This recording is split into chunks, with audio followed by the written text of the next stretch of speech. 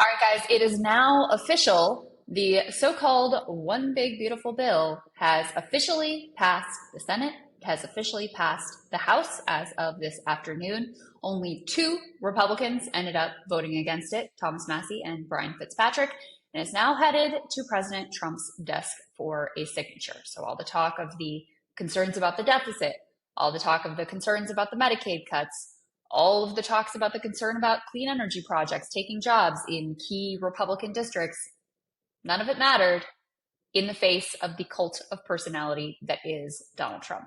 So as a reminder here, we've been covering this, of course, for a while on the show, but here are some of the key provisions of the One Big Beautiful Bill, or whatever people are actually calling it, as per Jeff Stein, great reporter from the Washington Post. So overall, before I read you his specific points, the way I think about it is a giant upward transfer of wealth from the poor and the working class, Medicaid cuts, food stamp cuts, etc., to fund a giant tax cut for the rich to the tune of multi-trillions of dollars. In addition, you have an ideological attack on clean energy generation, including EVs, including solar. And in addition, you have a gigantic expansion of the police and surveillance state, including making ICE the best funded federal law enforcement agency with a larger budget than the militaries of many countries, including places like Brazil, including places like Israel. And alongside of that, a huge expansion in the budget that will go to private prison contractors for mass detention facilities of immigrants. So huge upward transfer of wealth coupled with mass surveillance and deportation apparatus and an ideological attack on clean energy is how I think of this. But of course, there are other things entailed as well. So here's Jeff Stein saying, I'm massively oversimplifying here, so feel free to yell at me, but doing my best to sort of summarize what's in here. Number one, extending and increasing the previous GOP tax cuts, the ones with broad reach. So that was from the original Tax Cuts and Jobs Act. Number two, those tax cuts that benefit the top 1%, cut for the top bracket. 199A changes estate tax exemption lifted. So they're lifting the estate tax exemption as well to $15 million. So very few people will ever pay the estate tax. Cost of $1 trillion. Trump 2024 campaign grab bag. These are the things that are sort of like, the working class coded, at least, things that he talked about on the campaign trail that are meant to put a veneer, at least give some talking point of how this could potentially benefit working class people. You've got some deduction for seniors. You've got some no tax on tips. You've got car interest deduction. That accounts for about 0.5 trillion as opposed to the multi-trillions going to the wealthy. You have business tax breaks, including expensing R&D. You have funding for immigration enforcement and a gigantic military budget. You have major safety net cuts targeting Medicaid and food stamps, work requirements, new cost sharing, paperwork requirements. You have clean energy cuts to subsidies for rooftop solars, EVs, heat pumps, tax credits for clean energy, and a total deficit hit of somewhere around $3 trillion. I think those are the CBO numbers. Other dynamic scoring actually shows it with an even larger hit to the deficit. So that's what we're talking about here. Those are the values that are entailed. It's sort of like traditional GOP priorities of, funding the oligarchy and cutting the social safety net, and of course the huge military and surveillance apparatus expansion on steroids. Largest upward transfer of wealth in history. So that's what we're talking about. I think some myths that some people at least were holding on to at this point about the Republican caucus in the age of Trump have been blown up by the passage through the Senate with few dissenters and through the House with few dissenters of this massive bill. Number one, the Tea Party era is officially over. I had said this before at the beginning of the Trump administration that I thought the Tea Party era was over and done in the face of the cult of personality of Trump.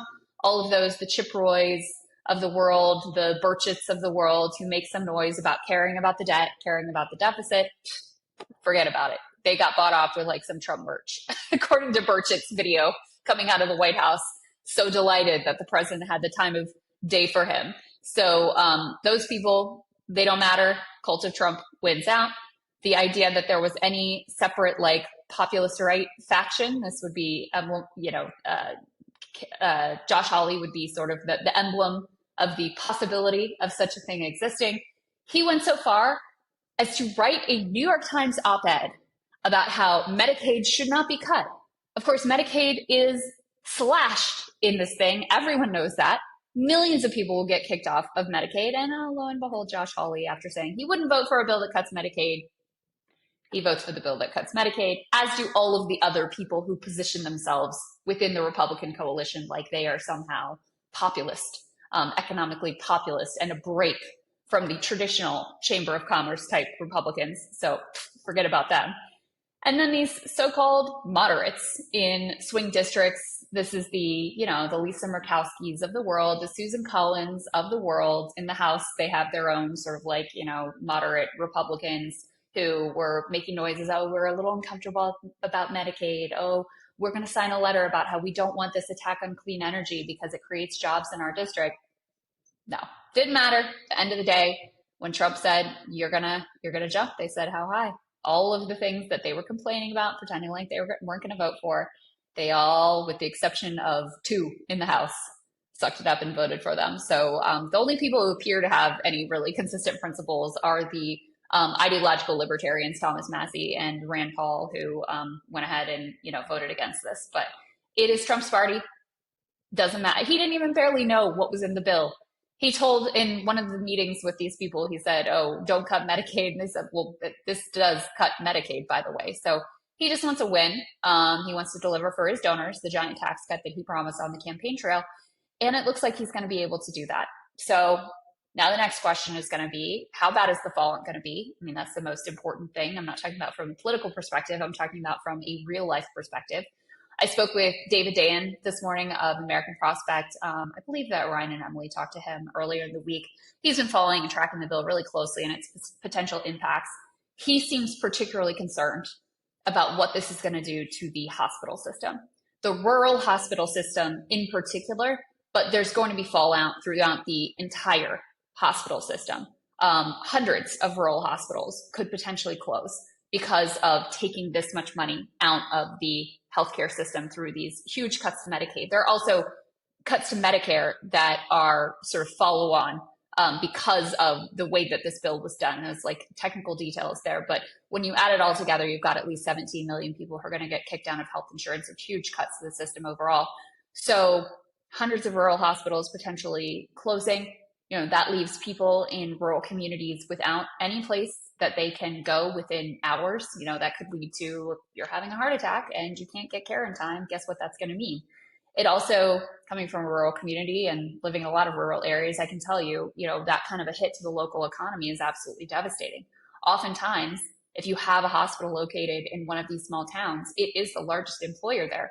Not to mention, if you are a business who is thinking of opening up in a particular town, how are you going to attract top talent if there is no medical care to speak of in the nearby surrounding area? So that was one of the things that he really highlighted for me in my conversation with him. This was for Krystal, Kyle, and friends. In any case, the other question, of course, is what will be the political fallout here? We know that this bill is wildly unpopular among the American public. Among independents, it's something like 40 plus points underwater. So American people are not, try to sell them. We're going to give a giant tax cut to the rich and we're going to cut, you're going to kick you off health insurance to do it. It's not exactly the best political pitch that I've ever heard. Even Chuck Schumer and Hakeem Jeffries can figure out how to message around this bill. I wanted to show you a little bit of this just as a reminder, just to get the specific numbers. Harry Anton broke down exactly how unpopular this bill is right now. Let's go ahead and take a listen to a little bit of that. I'll give you some adjectives. How about awful, horrible, and to quote our dear friend, Mr. Sir Charles Barkley, terrible, terrible, terrible. What are we talking about here? Well, why don't we take a look at the big, beautiful bill? I got five, not just four, 5 different polls across the screen for you. This is the net favorable rating.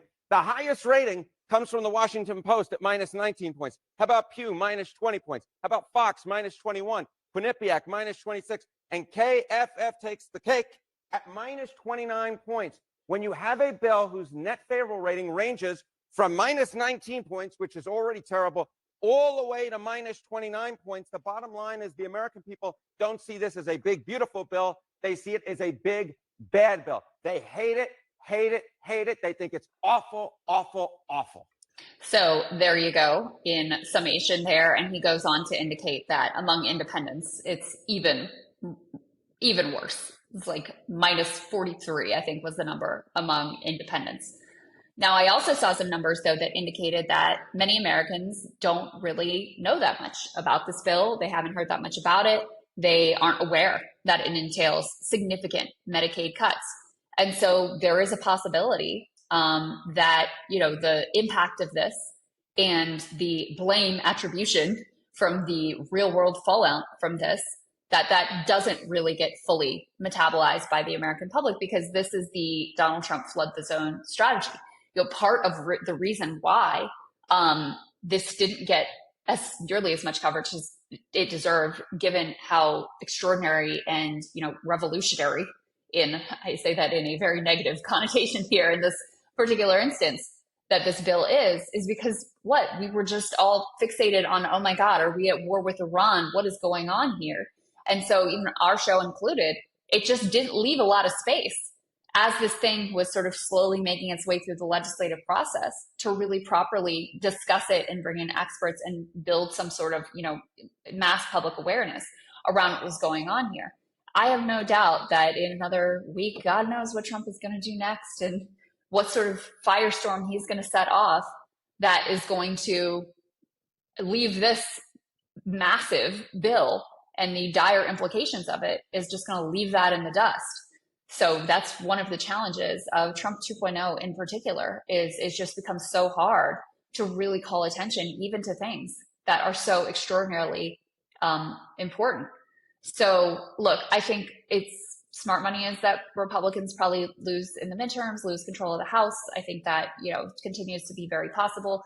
I think certainly in swing districts, you are going to see a lot of advertising about the Medicaid cuts and the tax cuts for the rich. And in those districts that are losing jobs because of clean energy cuts, I'm sure that will feature as well. So I do think ultimately will have a negative political impact. But my God, I just think about all of the incredibly unpopular things that Trump has done that is just like, it's done and it's gone. Creating his own corrupt shitcoin, you know, pardoning all of even the violent January 6ers. That polled at like 10% popularity. And it's just, there's so much churn that it gets lost.